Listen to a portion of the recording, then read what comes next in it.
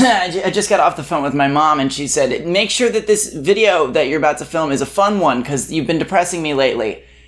I went on Tumblr, and I asked you guys to send me some questions for a Q&A video, and these are those.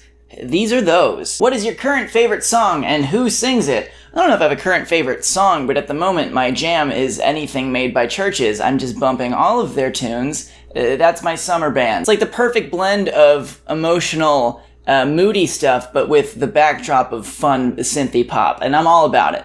All about that. We can't even get to the second question before we get heavy. How do you find motivation? That's a tricky one. For me, I think the most important thing when I'm not motivated is to remember that I'm not just somebody who makes things. I'm also a fan of things that people make. And so I just try and let myself get inspired again by just consuming as much as possible, or watching my friends out there crushing it and being like, yeah, no, this is what I want to do too. Something also that helps me is to stop looking for motivation and to just do it instead, you know, because I tend to overthink stuff, and when I'm thinking about, oh, what am I going to do to inspire myself, then I just forget to actually do the work.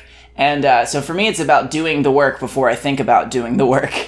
And that's about it. If you could have a chat with the younger bisexual you, what would you tell him? I would probably say a lot of the things I say in videos, which is just, number one, be kind to yourself. Number two, take your time. I was really scared for a while about diverting from the typical heterosexual masculine format that was laid out in front of me. I was very scared of that. So I think trying to lessen that fear would be the main point, because being confused can be really scary. And a lot of people when they're very young are very confused and also very scared. And I just wish that wasn't the case, but it is. And so I would try and fix that. What do you do when you realize you're taking life too seriously? Oh man, I do this. I get really heavy and intense, and then I'm like, oh boy, you gotta calm down. Oh boy, you gotta do it. And that's when I do something silly and maybe stupid, like dance for 2 hours for no reason, or go get ice cream with my friends like we're 12 years old again. I try and simplify it and remember that, oh yeah, you're allowed to have fun. Because sometimes I forget that I'm allowed to have fun. I get all in my head like, oh man, you're suffering and you're tired, so that means that you're really doing it. It's okay to have fun in life. It's okay to do that. You know, it doesn't have to be hard all the time. It can be nice and fun and simple sometimes, and it's important to remember that. If you could change one thing in your life, what would you change?